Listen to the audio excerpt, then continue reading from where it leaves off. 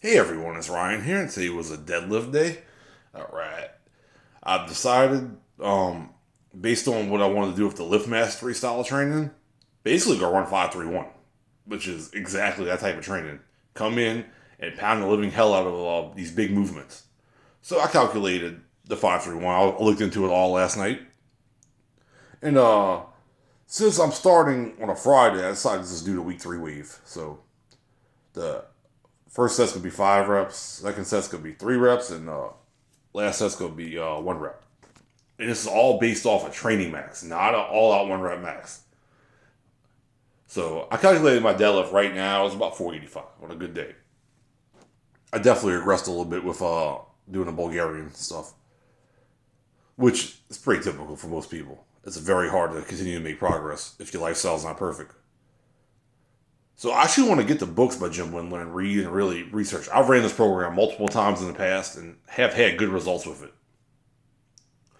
So basically, my training max is a 435. So this is 95% of that for 415 for this for easy single. And he's all about bar speed and control. And that was not as fast as I thought I would like it to be, but it was clean at least. All right, the back off work, boring but big. This is my favorite protocol to run. On lower body lifts, I like to do 50%. On upper body lifts, I find 60% works good for me. But 50%. And I did double overhand grip. My tendon in my forearm was hurting on the mixed grip a little bit. Not my bicep, but the actual forearm itself. Tennis elbow. So I was like, it's only 225. This is slightly heavier than 50% of 435, but I feel like taking the 45-pound plate off. It would have been 220. I rounded up to. So 225. It's within a margin of error. And yeah, 5 sets of 10. And it's laughably lightweight. But I implore anybody that laughs at this to do the 3 top sets and then come in and do 5 sets of 10 at 50% on a deadlift or a squat. And you very quickly realize you go feel it.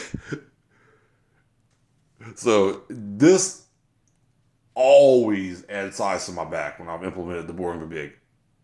My favorite protocol. And right now, I'm cutting. I want maximum hypertrophy and body composition. I need to get thick as I can, lose as much fat as I can, maintain as much muscle, and hopefully build new muscle.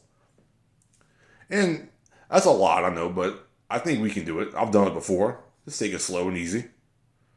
In some angles, I look big and strong. Other angles, I look fat. It's crazy how angles can make or break us. I noticed this. I looked over some of the footage and like I don't look. It don't look too flattering this angle. But when I was doing my push-ups later, which I'll get to in a minute, I actually look decently jacked. But it's just angles. But yeah, this is lift mastery. I want to come in. I want to get strong and proficient at the big lifts. And honestly, I could have walked out the gym after doing this to deadlifts. 85% of my body got worked. The only thing, triceps and chest. Everything else got hammered. My forearms were cramping after doing this double overhand grip.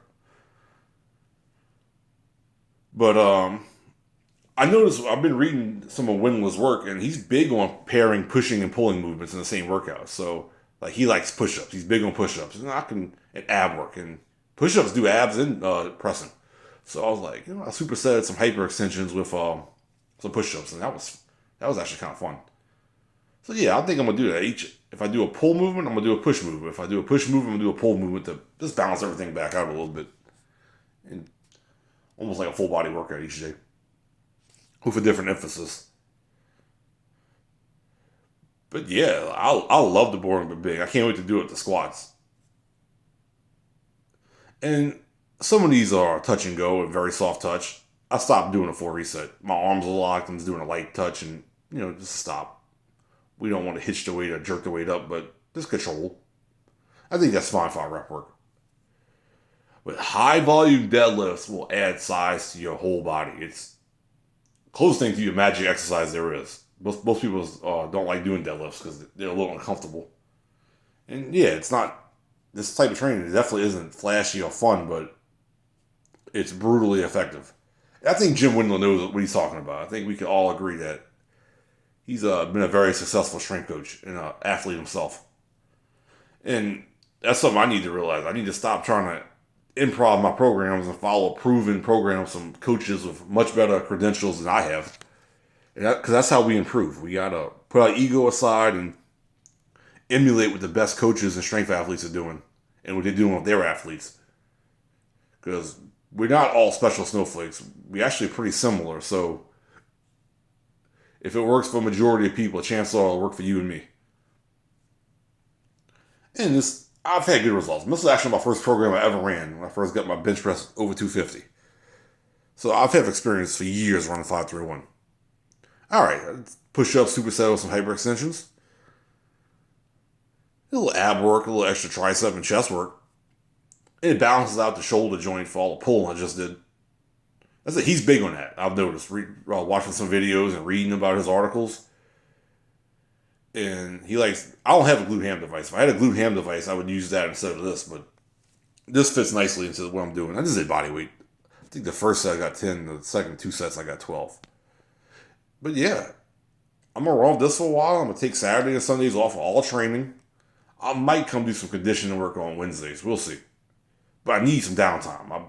I've been pushing it too hard lately, and I'm starting to have connective tissue issues, and we can't really be doing that right now. I can't afford an injury. But the plus side, my low back feels amazing. I didn't feel my low back at all today. No cramping, no burning, nothing. So I'm in a real good place with that. I got that rehab nicely. The only issue I'm really having is my right forearm for the mixed grip. And that's from deadlifting every day. I was retarded. I knew that was a bad idea, but my ego got the better of me. But now we following a structured program. I got the numbers all written down. I'm doing the training maxes, not the all-out maxes like he suggests. Well, implements. And yeah, I want to make slow, continual progress for the next several years. If I only add 20 pounds a year to my lifts, that's success. And I am slow cutting right now, so gains are going to be slow, but I'm cool with that. I need to trim down for health reasons. And I'll be more athletic looking. Because I do care about athleticism. I'm not a bodybuilder. I care about being functional. But I can respect, the sport of bodybuilding and, getting as big as strong as you can, and shoulders and show muscles. I can respect that, but that's not my main goal. But this type of training definitely will put size on your whole body. As I said, I've ran it a few times in the past. I've ran both times I've ran it, I was completely drug free and made progress. And I'm almost 3 weeks since my last TRT injection, and everything's holding steady. I feel great, actually. Feel great. Not noticing any side effects, and I'm not doing any post-cycle therapy. So this type of training will definitely stimulate hypertrophy and keep all the muscle I have while that little process works itself out. I'm quite confident I'm going to be okay. So, I got one more set of hyperextensions. But the hyperextension is just a little low back insurance, hamstring insurance. But realistically, I could have walked out this workout just doing a deadlifts and grow from it. But we're trying to get a more balanced muscle development because there are a few muscles that aren't worked fully with the deadlift. And this kind of fits the bill nicely. All right, so hope y'all enjoyed this. I will see y'all Monday for bench press day.